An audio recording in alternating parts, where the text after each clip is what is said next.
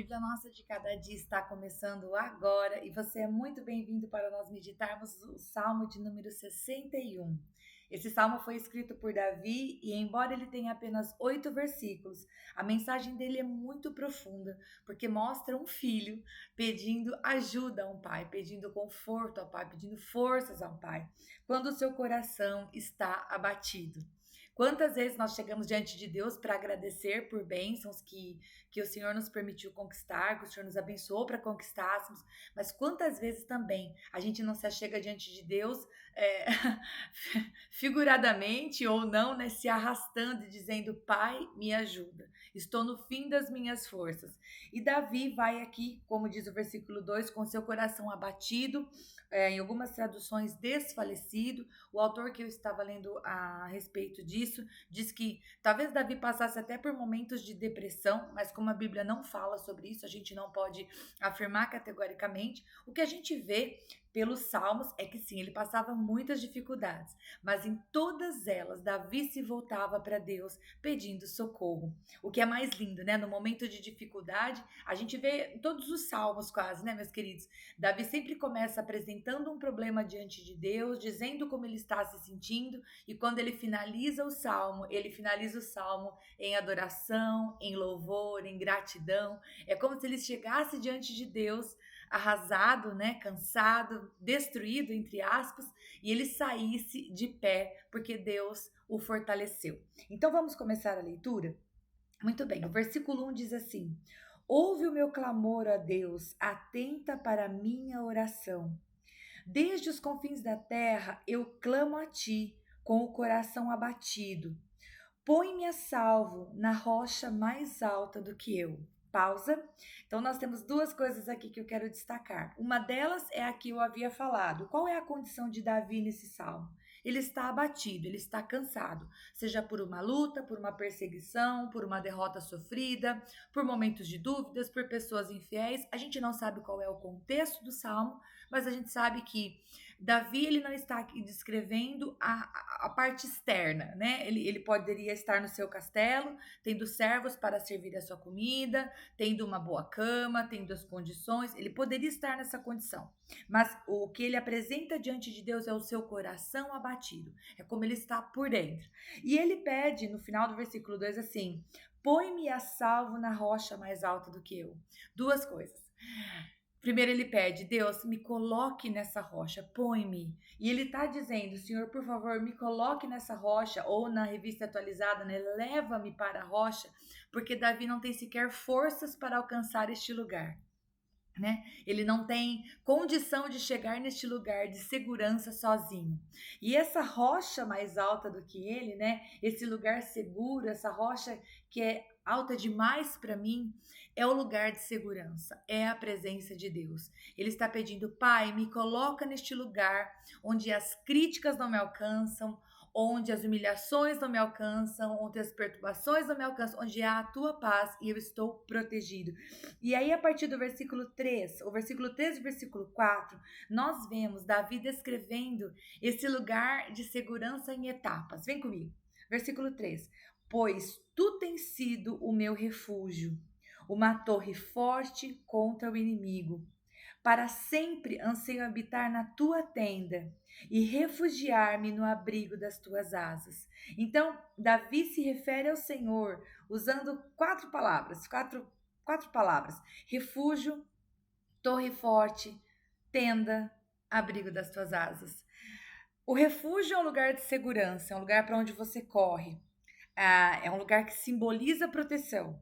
A torre forte é um lugar construído com a intenção de proteger. Para nós, a ideia de torre forte talvez seja muito distante, porque a gente nunca passou por uma situação de batalha, de um castelo, de uma torre alta onde você possa se refugiar, onde as construções são mais duráveis. Mas a ideia de torre forte é essa ideia de impenetrável, de lugar seguro, onde o inimigo não alcança. Aí ele diz: eu quero habitar na tua tenda. Já a tenda é um lugar mais pessoal, é um lugar mais próximo. Só que você concorda que a tenda não é um lugar de proteção física contra o inimigo físico, né? Se vem um grupo de soldados, a torre forte é muito mais eficiente do que uma tenda. Mas a gente vê Davi aproximando-se de Deus, o lugar do refúgio, a torre forte, a tenda do Senhor ou o tabernáculo, né? Na revista atualizada aparece a palavra tabernáculo, a gente está falando então da presença de Deus, não apenas de uma tenda no aspecto físico. E por último ele fala: eu quero refugiar-me no abrigo das tuas asas. Então Davi aqui está pedindo aquilo que todos nós desejamos, é buscar em Deus aquela paz. A paz interior que nós precisamos não está em nenhum outro lugar que não seja em Deus. Muitas vezes nós experienciamos situações tão difíceis em que há guerra por todos os lados, a dor por todos os lados, a perseguição por todos os lados. A luta vem dos familiares, da sua situação financeira, da situação de saúde. A gente está passando por luta em todos os lugares e a gente pensa: nossa, o que eu faço para parar essas vozes? Olha, Davi está ensinando para nós aqui. Vamos correr para este refúgio, porque o Senhor é a nossa torre forte, porque há um lugar para nós no tabernáculo dele, na tenda dele, onde a gente pode se achegar e a gente pode se refugiar no abrigo das asas dele. Se você estiver com a alma atormentada hoje, se você estiver como o coração de Davi, se você estiver abatido ou ansioso, né, ansiosa por alguma coisa que está prestes a acontecer, que você possa ir para esse lugar agora. Que a paz do Senhor te alcance e você fique firme, ok? Em nome de Jesus. Verso 5. Aí Davi, ele começa a falar dele mesmo. Ele vai falar dos votos que ele se colocou diante de Deus. Ele vai falar isso duas vezes, no verso 5 e no verso 8. Ele fala assim: pois ouviste os meus votos, ó Deus, deste-me a herança que concedes aos que temem ao seu nome. Então aqui no versículo 5, tanto na revista atualizada quanto na nova versão internacional, a palavra que aparece são votos. E o que são votos? São compromissos, né? Davi tinha os seus votos para com Deus. Davi queria honrar o Senhor e queria que a casa dele honrasse o Senhor e que o reino dele honrasse o Senhor, e ele iria todos os dias na sua vida se posicionar para que isso acontecesse. Né? Davi não era perfeito, em alguns momentos ele não cumpriu coisas que ele deveria cumprir, mas com cada erro Davi aprendeu. Então ele diz assim: Pai, o Senhor concede uma herança aos que temem o seu nome. Sabe, queridos, que isso é um consolo? Se nós tememos o nome do Senhor, ainda que nós passemos por situações de dificuldade, nós devemos continuar com os nossos olhos fixos em Deus e crendo que a nossa parte é confiar nele. Descansar em Deus não significa não fazer nada, né? Tem a ver com descansar no sentido de saber que ele está fazendo a parte dele e nós vamos fazendo a nossa parte, cuidando com amor de tudo aquilo que ele nos deu, né? Então, se temos experienciado, por exemplo, uma situação de um filho rebelde, qual que é o nosso papel? Continuar amando o nosso filho, ensinando, orando e confiando em Deus. A gente não vai se revoltar, a gente não vai se cansar, a gente não vai deixar de fazer a nossa parte, a gente não vai olhar para a ingratidão dos homens, a gente vai olhar para Deus, o nosso alto refúgio. E verso 6 diz assim, verso 6 e verso 7, aliás, meus queridos, parece não, ele muda a tônica, porque até então ele está falando diretamente com o Senhor. E aqui diz assim: prolonga os dias do rei, ou seja, não está falando dele, está falando do rei, aquele que se senta no trono. Por muitas gerações os seus anos de vida, para sempre esteja ele em seu trono diante de Deus. Envia o teu amor e a tua fidelidade para protegê-lo. Bom, se você gosta de anotar referências, esse versículo ele tem uma referência lá em 2 Samuel, capítulo 7, versículo 16, porque o Senhor disse que Davi, né, se sentaria no trono para sempre. Diz assim: quanto a você, 2 Samuel, capítulo 7, verso 16, quanto a você, sua dinastia e seu reino permanecerão para sempre diante de mim. O seu trono será estabelecido para sempre. Então aqui no Salmo 61, versículo 7, quando fala esse para sempre, né, para sempre esteja ele no seu trono, óbvio que Davi morreu, né, gente? Davi não durou para sempre, né? Davi foi recolhido juntamente com a sua herança. Mas aqui está se referindo à descendência de Davi.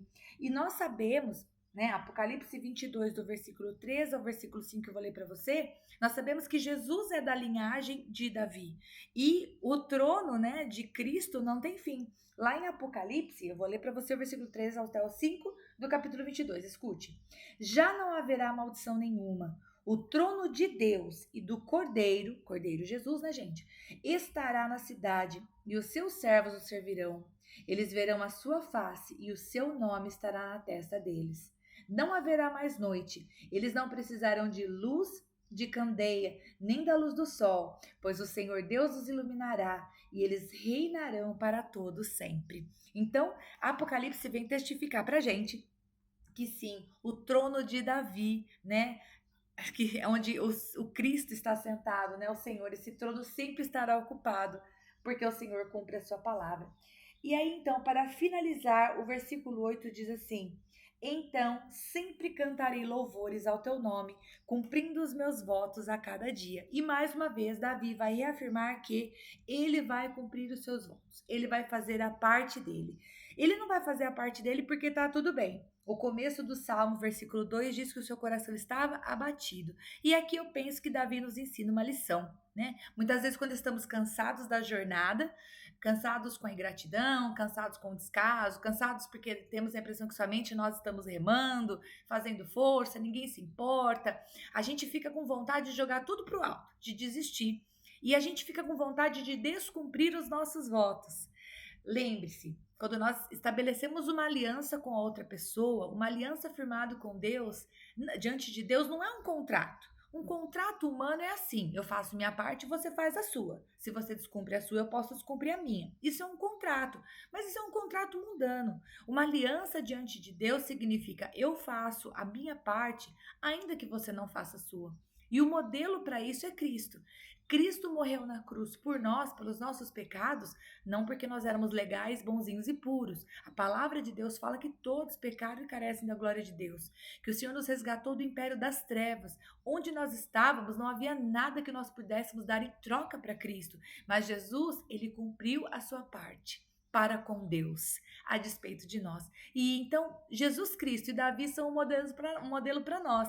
Que a gente possa cumprir os nossos votos e nos refugiar em Deus todas as vezes que estivermos cansados demais, mas que como a gente finaliza aqui, como finaliza o Salmo, né? Cumprindo os meus votos a cada dia, um dia de cada vez. Hoje eu vou fazer a vontade de Deus, amanhã eu vou fazer a vontade de Deus, depois de amanhã eu vou fazer a vontade de Deus. Então, quando vier no seu coração aquele sentimento assim: vou largar o ministério, vou parar de fazer o que eu tô fazendo porque ninguém me reconhece. Escute, se Deus te deu um dom, a palavra do Senhor diz que o Senhor distribui os dons para a edificação da noiva. A noiva é a igreja, o corpo de Cristo. Quem te deu o dom foi o Senhor. Se você foi separado para o ministério e você está cumprindo o ministério, não espere dos homens o reconhecimento. Você vai a cada dia cumprir o seu chamado, você vai fazer a vontade de Deus como Davi fez. Ele era o rei, ele lutava as batalhas, ele buscava Deus, ele tentava manter o povo nos caminhos do Senhor, ele fez a parte dele, ainda que o coração dele estivesse abatido, como a gente vê nesse salmo. Então, que Deus abençoe muito você, e se o Senhor Deus nos permitir, eu te vejo novamente aqui. Você me escuta, a gente não se vê, né? Nós estamos aqui para meditar no Salmo 62 amanhã, se Deus quiser.